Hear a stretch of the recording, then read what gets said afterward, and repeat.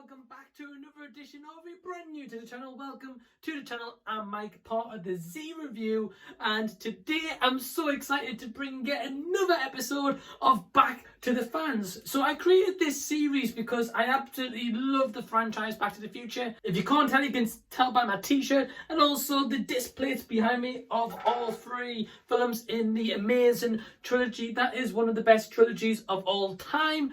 So far on this series, we've had guests like Fernando from Spain, we've had Rachel here from the UK, and we've also had Herman from Argentina. And today, we've got an awesome guest by the name of Caitlin from America. But what is cool about today's guest, Caitlin, is that she also has a podcast called What the Flux, which was started as she is a huge fan of Back to the Future, and it's been going on for nearly a year. And recently on the podcast, they interviewed one of the creators of Back to the Future, Bob Gale, which is absolutely awesome. And I will leave a link down below, guys, so you can check out the podcast for yourself. But yeah, so on episode 4, very awesome that we've got this chance of getting another guest for Back to the Fans. So what I'd like to do at this point, guys, you know a little bit about me now. You know how I first watched Back to the Future when my mum bought me the DVD box set.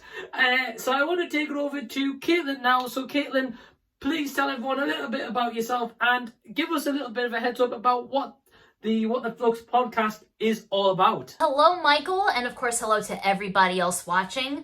I'm Caitlin Larkin. I am from Orlando, Florida, and I am 1/3 of the Back to the Future themed podcast, What the Flux. So I love how we're taking this from the UK to America this time. I love, again, how Caitlin started this podcast with a couple of co-stars and just talked about the trilogy of Back to the Future. And again, nearly a year on, 50 episodes, near enough in already, and got a huge fan base. I believe Caitlin told me that they had nearly 10,000 downloads, maybe more now, which is just insane. It clearly goes to show that there's a love for Back to the Future. And that's why I also started this series for us Back to the Future fans. And I want to know a lot more about Back to the Future fans, see more collections like mine, which I will do an updated video at some point. But it's just awesome to hear that Caitlin was down to do this video. So you guys know about the first time I watched the trilogy. What I'd like to do now is ask Caitlin, when was the first time that you saw Back to the Future? What made you connected to this movie when watching it? But also, how does it also connect to you now to then start the podcast of What the Flux? I wish I could really remember the first time that I watched Back to the Future.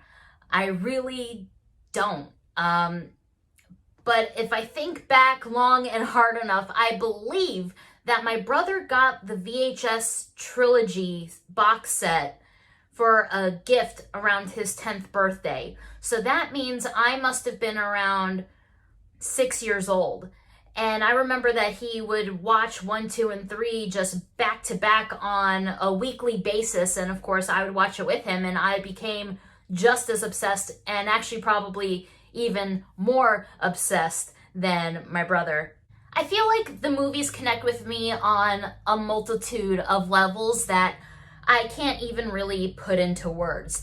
They're just so fun, entertaining, they're funny, and it's just so good and such a huge part of popular culture. It's one of those movies that you can just watch over and over and over again.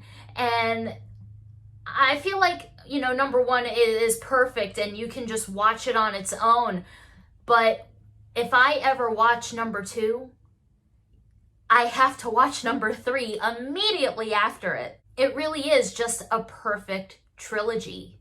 I think if it didn't connect with me, I wouldn't have started a podcast all about it. It's myself and my 2 buddies, Eugene and Todd, and every single week we talk about some sort of aspect of the films. And a lot of people are like, there's only 3 movies. How can you have a podcast that, you know, wouldn't you run out of things to talk about?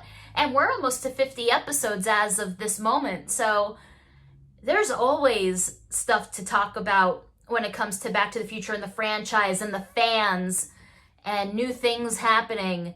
And it's just a really wonderful, beautiful feeling. Wow, that was pretty cool. The fact that Caitlin first saw this movie through her brother. So it goes to show that through family members, and it can introduce you into the series, and you can even gain a love for the series more than that person who actually introduced you into it. This is so cool, and I love the fact that she's taken this passion, what she has for the trilogy, and adapted that into her own life, and through creating a podcast herself to talk about the franchise weekly. It's just insane, and I love the fact that, again, this was just brought to her at a very young age, and it's now transpired to her at the age now, and she's continued to show their love for Back to the Future, and I really respect that quite a lot. So one thing I'd like to tell you guys now in terms of a quick story, like I do in every Back to the Fans episode, is I've seen this movie so many times, but not just on VHS. So I've seen it on VHS, I've seen it on DVD, I've seen it on Blu-ray. I've yet to see it on 4K because I need a 4K player. But I've also seen this at a drive-through cinema, which was such an experience. I've also been to Secret Cinema that was in London quite a few years ago and seen it there, while also a live reenactment was playing this out. So I've seen this movie in England, I've also seen it in America, and I've seen it in a couple of other places where I've travelled abroad. And it's just such an awesome experience getting to see this movie and resonated with even more, and I can't wait to watch it on 4K.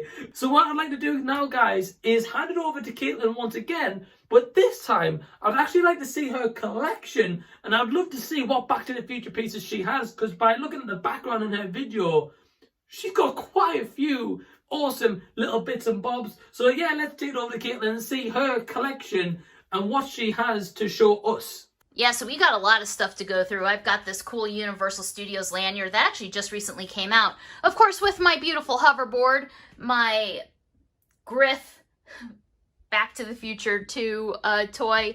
But this is probably one of the coolest moments ever, my picture with the cast of Back to the Future. I've been fortunate to meet a few of the cast members on multiple occasions, but this was the only time that I had actually met Michael J. Fox.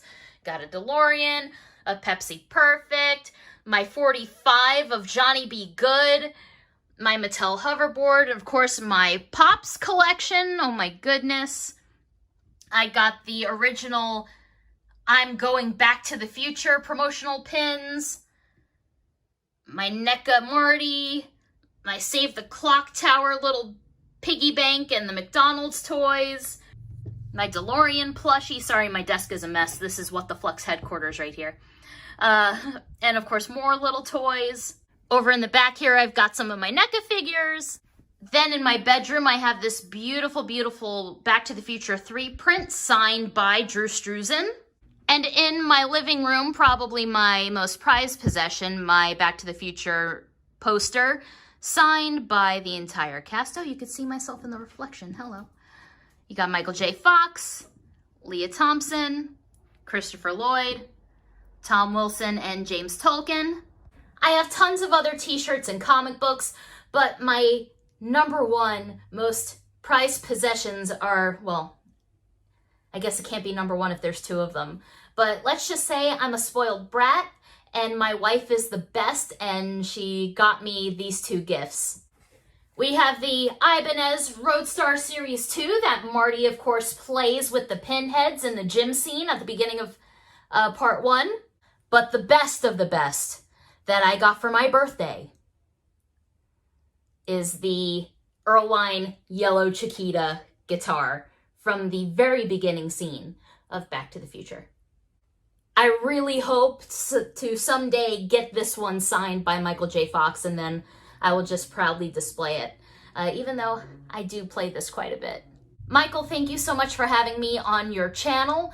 Please subscribe to What the Flux Podcast wherever you get your podcasts. We're on Apple, Spotify, Google, Amazon, wherever. We're on every single podcast streaming platform. And you can also check us out at whatthefluxpod.com.